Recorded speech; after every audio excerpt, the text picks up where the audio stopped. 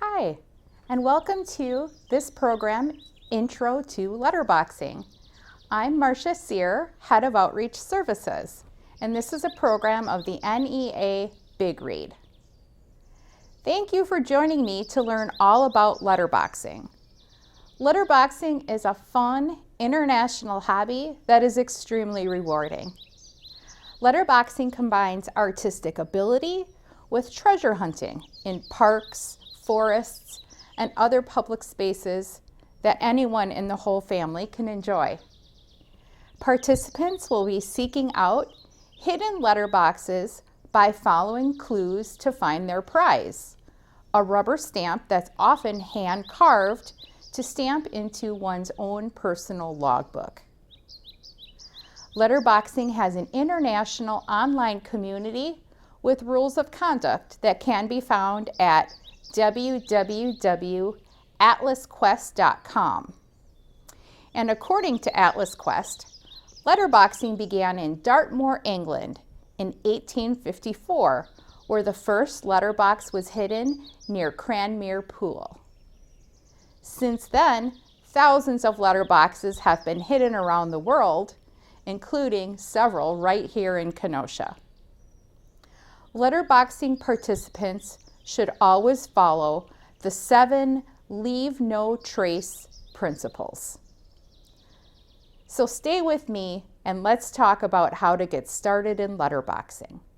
Now let's talk about how you can get started in this easy and rewarding hobby. To start finding your first letterboxes, you'll want to carry some of the following items.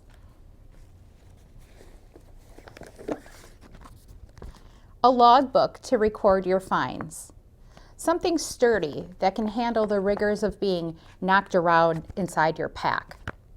Use a logbook that contains white, unruled, acid-free paper for the best, longest lasting results. Most people prefer a logbook that's at least 5.5 by 8.5 so they can get full stamp images. But you're not going to want one that's larger than 8.5 by 11. You're also going to need an ink pad.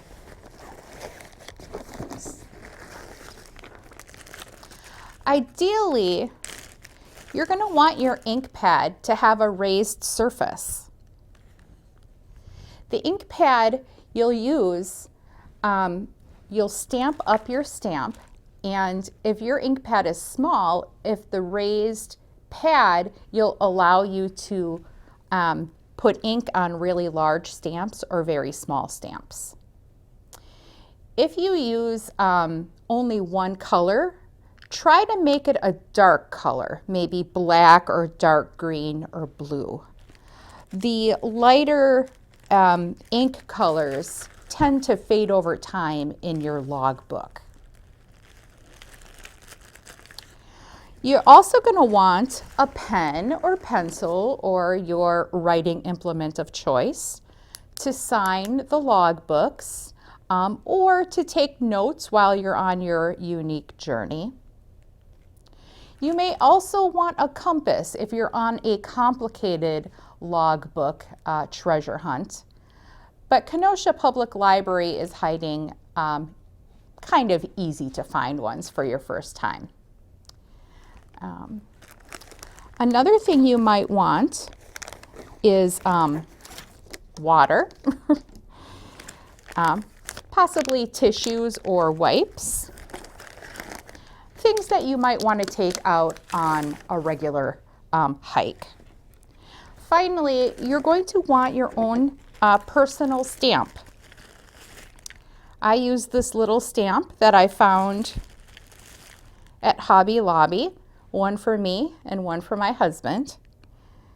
You will use your personal stamp when you find the letterbox. And many people do start off with a store-bought stamp. But if you find that you enjoy letterboxing, you might end up carving your own stamp for a one-of-a-kind experience. It is easier than you might think to create your own masterpiece. You want to keep your stamp fairly small 1 by 1 or smaller is the best practice. Anything larger than 2 by 2 might cause you problems. Some of the letterboxes that you might find might have very small logbooks inside them. So you don't want your personal stamp to be bigger than the logbook that you might find. So these are the items that are going to be required to start for the first time. Other things that you might want, like me, you might want a backpack to hold all your letterbox supplies. Also, with the leave no trace principles, you're going to want to collect any personal garbage that you might produce while you're out hiking and keep it in your backpack and take it out with you. If you have a dog or pet with you, make sure you're bringing a dog waste bag. I keep these in here because I do go letterboxing with my dog. And you can keep all of your personal supplies in one place. We have hidden 3 letterboxes for the NEA Big Read during the month of March. One is inside of a Kenosha Public Library branch. One is somewhere in the city of Kenosha. And one is somewhere in Kenosha County. There's also 3 difficulties. One is easy, one is medium, and one is hard. The clues for each letterbox can be downloaded from the attachment to this YouTube video. They can also be found on the Bookmobile webpage, which is www.mykpl.info/bookmobile. Or finally, you can find the clues attached to the event on the Kenosha Public Library online calendar. You're going to use clues to hunt down the letterboxes. So next, we'll talk about what to do when you find it. So, you have used the clues and you've hunted down your first letterbox. Let's talk about what to do once you have found it. A letterbox is going to consist of the following things: a waterproof container, and the sizes of the containers for letterboxes can vary widely. Some are quite large, like this one, and some are really tiny, and they're actually called micro boxes. Inside your waterproof container, the person who's hid the letterbox will include a logbook, a pen or pencil, and a one-of-a-kind unique stamp that will only be found in this letterbox. So once you find the letterbox, you're going to capture your first stamp. You will sign the logbook, and you'll use your own personal stamp to mark it.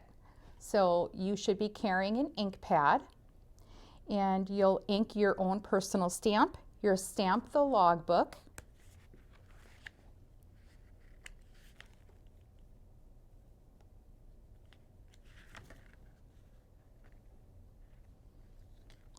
And then most people will date or initial or put their trail name in.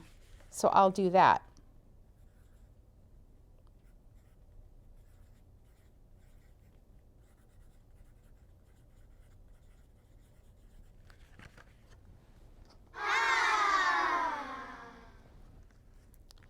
Then you will return the logbook into the waterproof container. Now you can capture the stamp that was inside.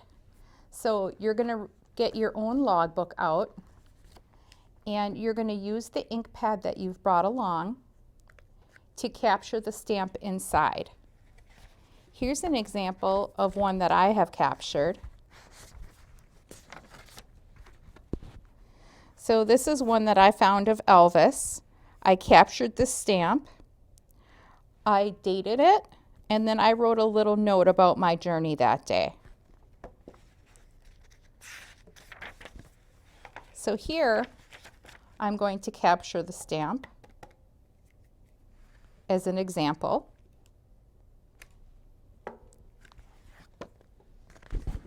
I'm going to date it. And your logbook is your own. You can write a journal entry about your experience, or you can simply just capture the stamp. That is totally up to you.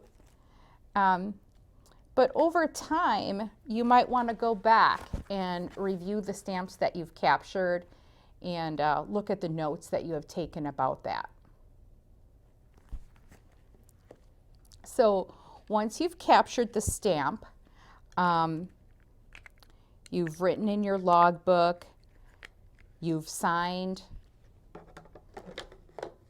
the planter's logbook, you will then put everything back together at least as well as you found it or better.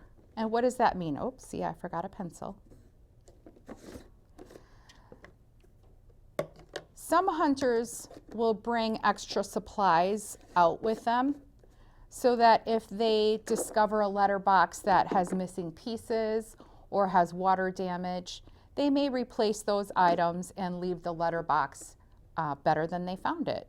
So I have replaced these items. The last step would be to re-hide the letterbox at least as well hidden as you found it, or maybe even a little better is okay too. If you're thinking that letterboxing sounds a little bit like geocaching, you're right, but there are some important differences. Letterboxes do not contain a trinket or prize for the finder beyond the stamp. Capturing your stamp image is the prize. Do not take the stamp. You must replace it into the letterbox and leave it for the next hunter. If you have found all 3 of the library's hidden letterboxes and you have caught treasure fever, you can visit atlasquest.com to find many more treasure boxes that are hidden in the Kenosha area and neighboring counties. If you really enjoy letterboxing, you can take your hobby worldwide. More resources can be found at www.atlasquest.com and lnt.org, which talks about the 7 Leave No Trace principles. Thank you very much for joining me for this program, Intro to Letterboxing, an NEA Big Read program.